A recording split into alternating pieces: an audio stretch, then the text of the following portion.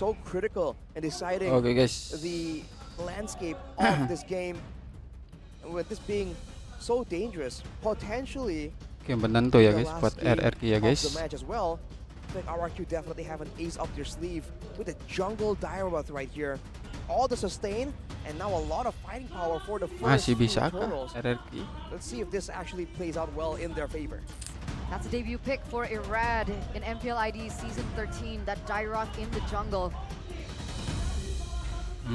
But the fate of the kingdom hangs in the balance. The fate of the kings of kings are grappling at straws as they look to get a victory, to force a game number 3 if they still want their playoff run to come alive. So much pressure on the hands of RRQ right now. Let's see what they can do in game number 2 of this best of 3 series. We haven't seen this direct jungle in a long time, with a concussive blast as well, by the way. Trying to get even more clear available. And on the side, Clay also with the Faramis, he's going for the lethal ignition, so you have to watch out for that extra bit of damage. And for ONIC, it's just all quantum charges, man. They want to go fast, they gotta go fast. And finally, CW, knowing that's gonna be an even tougher lane against potentially the Matilda as well. Goes for the tenacity for an extra bit of staying power, whereas Kyrie stays with the same build. A bit more damage, a bit more sustain. It's like a good balance, but he will suffer when it comes to the wave clear. So we'll see if Irad can take advantage of that. In game number 1, it didn't seem like it was too much of a problem, but with the Direwolf in the jungle, is there an effect? I mean, we do see that Irad is a little bit ahead of Kyrie. He's still level 3, almost at level 4. Meanwhile, Irad has reached that level 4 point.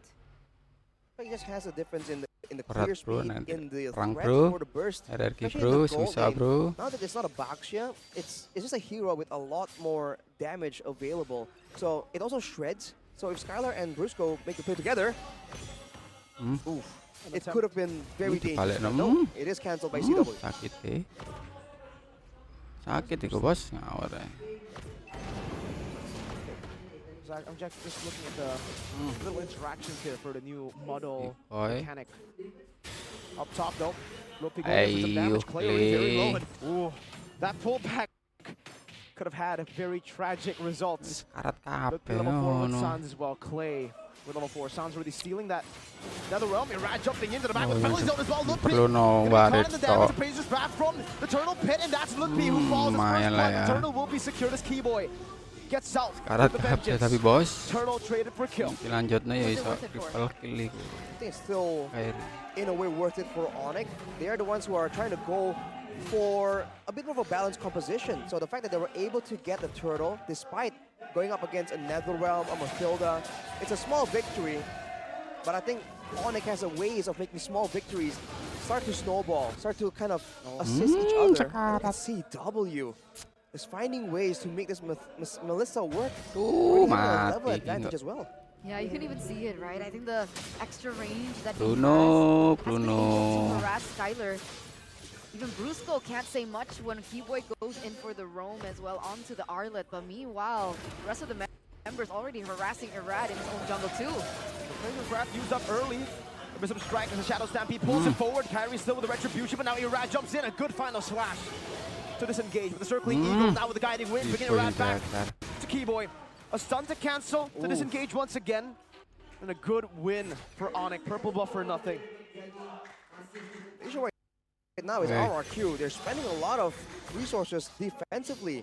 So when they try and go in aggressive like that, it's usually after, and ONIC have kind of secured their route, their way to go out, their escape routes technically. So you're looking at all these fights, RRQ can win it, but they really can't find the fight. They can't force ONIC to stay and fight them in the middle of the ring. It's really tough. Aduh, sakit bos. Look at Skylar's HP right now. He does get some help through from Brusco, but he's been completely summoned away on the turret. That's a full gold plating given to CW. Plating penuh. They want to lose out on several gold wagons as well. A lot of gold there. Fortunately, he is able to actually make his way back, and all the plating is taken away by CW. bisa berbuat Their apa-apa, items here, boy. 1K gold lead. Not really the start that I think RRQ were looking for. Sanity zone on the sun. He has another round. Flickers out. Save Tidak ada knocks him off. apa-apa. Kyrie goes in for the taunt. Onto Dawn. Now two-man knockout strike. That's 2 times. Autumn missed some strike in the round. Wins out the right Lumayan, Iras. on the Zots, but a final strike on the Zots. He gets done just barely. Clay with the ghost burst takes him out. An all-out win for RRQ for now. A kill and a turtle to their name. Wait. Was Irad already level 7? Or was he not yet level 7? Because he was a level below the last time I checked. Was it a change in the last few moments? Because that was a huge win. CW now in trouble. Very low. One last hit should do it. He pops into the Inspire, but it's not enough. Skylar gets the kill in the bottom lane. Mundur, bos. Eterna. Irad was level 6, and then he got the turtle. That's what leveled him up. Wow. Small, again, big moment there for RRQ. Immediately just going online in multiple lanes. Don, jangan Not trying to push a tempo kunci ini nang back Don and swinging all the priority back to Skylar on the Bruno. Probably trying to get him to snowball even more. That will be the ideal condition right here. But it is the same idea. They want to go for a big fight. They want to out-sustain the members of ONIC, and they want to use the armor shred to ensure that Skylar will be able to just delete everyone. I think the EXP lane is where it's going to be important later on. Because Dawn is one of their main engage tools. He is the main frontline as well. And of course, Paquito can always make the plays happen. Two-man knockout with the circling eagle. Final slam is placing 2. No initiation. Fraser strapped to sustain back from the abyssal strike. And in the bottom lane, a bit of a battle again. 1v1, a duel. And Skylar is now ahead. So initially it was CW being able to have a bigger advantage in the gold lane. Was it because of CW's death earlier on? Yeah, for sure. But if you look at the gold, they're actually still evenly matched at 4,300. The highest claw power spike, though, is what Skylar is enjoying right now. Like we talked about in the previous game, he needs to try and use it as much as possible before CW gets his own power spikes, because later on, the Melissa will be able to output more damage to more people at the same time. And now this is where things get interesting, because both of these teams are going to be vying for the next objective. Langsung. CW dashing away from penalty. Don. Keyboy in the back doing some damage as Don is there. Another round plays down. Irad already very low as Lupi now pops into knockout strike to go back and displace them once again. Cewek ini yang bahaya, bos. Clay and Don taking some damage. The CW is still Ngeri, the back free bos. hitting, has the go away, has the Inspire. We're still waiting on a good time to engage. Two-man circling Eagles. Keyboy gets brought back, but has the vengeance to sustain just a bit. That's a Lumayan ya Skylar ya. all low, now pinned down by the go away too. Sans picks up the kill. 1 for 1. Keyboy for Irad, but a turtle is secured by ONIC as Kyrie continues this chase. Now onto Don, who goes and retreats back to his tier 1. Kyrie on the purple buff. RRQ very low. Sans in the mid lane alone. And CW trying to capitalize on this in the bottom lane to take a tier 1 for free. He's solo on mana, and yet he's still being very aggressive. Kyrie now onto Dawn.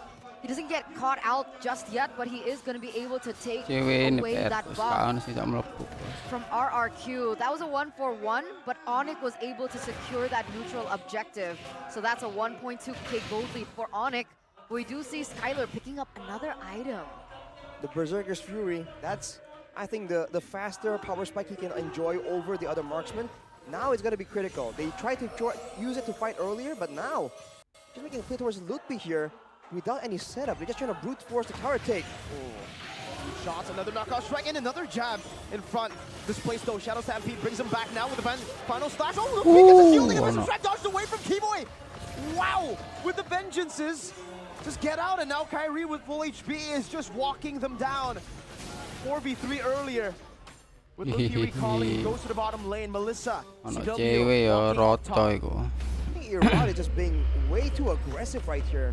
I know that he needs to be in the front. He needs to apply that pressure and the armor shred as well. But man, he's always in the front. And in the previous turtle fight, he actually lost his life in exchange for Keyboy due to how he was positioning in the turtle dance, technically. So I think RRQ needs to try and make sure that he falls later on, because he still has a lot more to do in the middle of these fights as ONIC push through. And now they're trying to widen the gold gap by going for all these objectives, while RRQ need to stick together to try and look for these big fights. By the way, with Melissa, we haven't seen her in so long, but what's her power spike? What's her item power spike? What items are we waiting for? What should RRQ be wary of? The item you saw That's the it? power spike. That's it. He has 3 items. She has 3 items already now. And now... Lu alah, There's Clay. another realm. That's a taunt from Kyrie as well. Kepencet iku. And that's before ONIC even decide to go in. Ukuh pada ya But yes, CW has hit his power spike. 9 minutes in, 3 items. And then Karcher and Skylar with only 2 items. Now the fight will break out though. Flicker. Final slash onto Irad, displacing. Muddle, placed down. Kyrie very low, has to go back to sustain. And RRQ, despite not having the Nether Realm, will be able to walk away and reset.